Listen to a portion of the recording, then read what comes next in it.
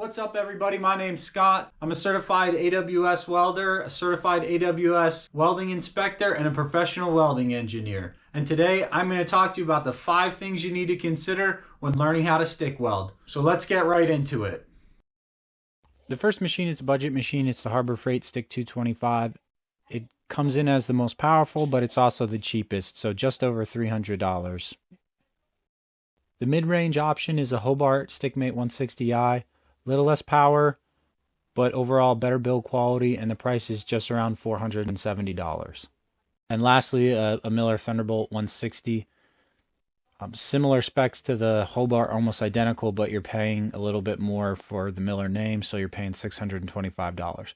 So between the 3 of these, the Miller's just too much. The Harbor Freight only comes with a 90-day warranty. So my recommendation for somebody who's going to go out and purchase a new stick welding machine, buy the Hobart machine. It's got a great value. It comes with a factory warranty. You can find it at just about any Tractor Supply. And best of all, they're owned by ITW, so it's nearly identical to the Miller machine. Once you have the welding machine, you're also going to need some covered electrodes or the stick welding rod.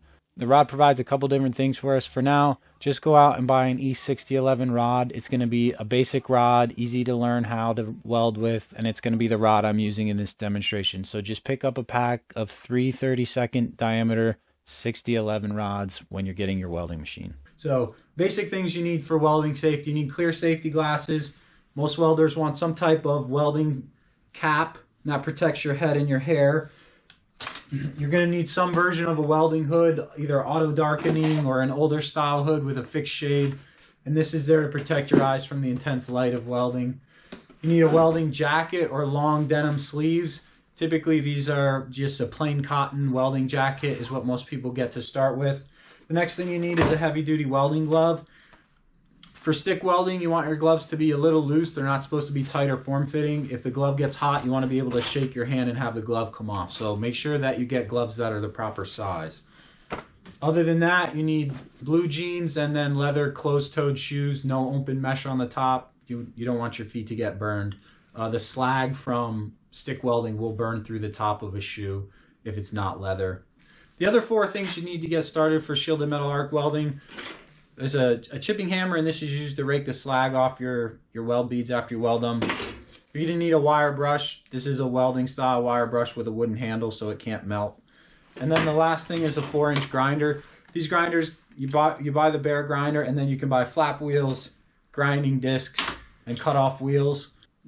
These are going to be used to cut your material to size and to clean the material, clean any rust or any mill scale off the material before you start welding.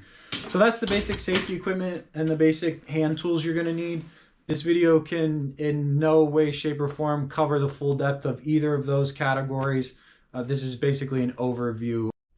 The last piece of the puzzle that we need in order to start welding is going to be base material. And if you don't have any steel laying around or you don't have access to steel, that means you're going to have to purchase it. My recommendation is if you're going to purchase steel, you should buy 3/16 or 1/4 inch thick flat bar, and you're going to buy 1.5 to 2 inches wide, and the biggest length you can move in your vehicle or get delivered to your house. The material is going to come in a long length like this, and you're going to make a series of cuts every 4 to 6 inches and get pieces of material that are 4 to 6 inches long and 2 inches wide. So you'll be able to make T-joints, you'll be able to make butt joints, you'll be able to do lap joints, you'll be able to do inside-outside corner joints. And you're going to be able to do that all with very limited cutting and very basic tools. The machine that I'm going to use for this demo is a Miller Multimatic 200. So it's a multi-process machine, but it does have the same amperage control.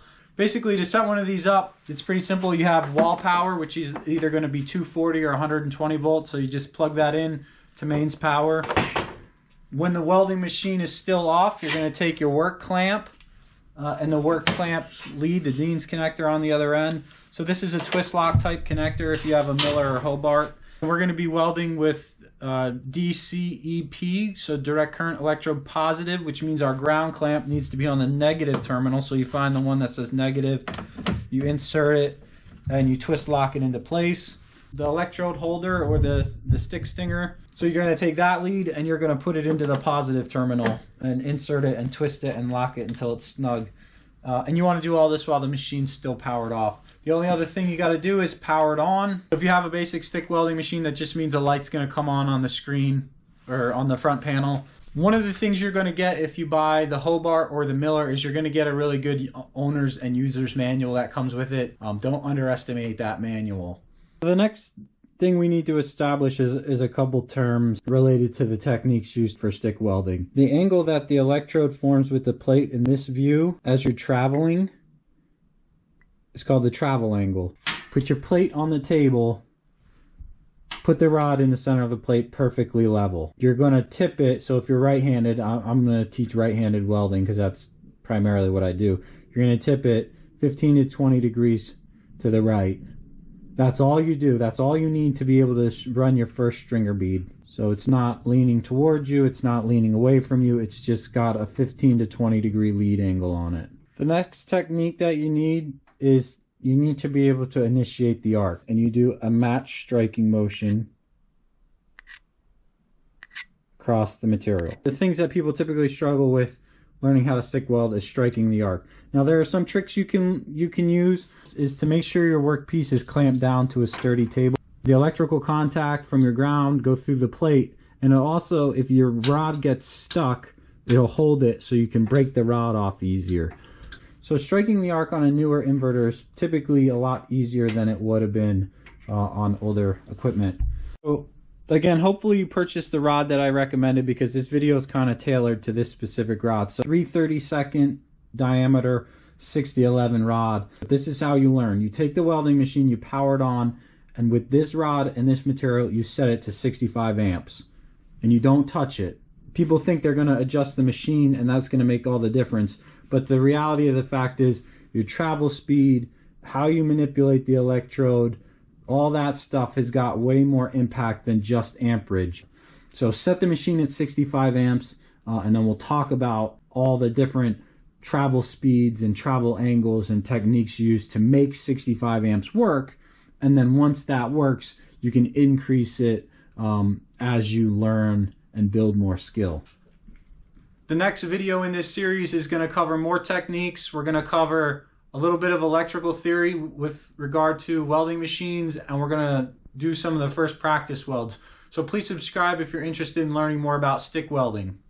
If you're already a professional welder and your top 5 are different, please leave them down in the comments below.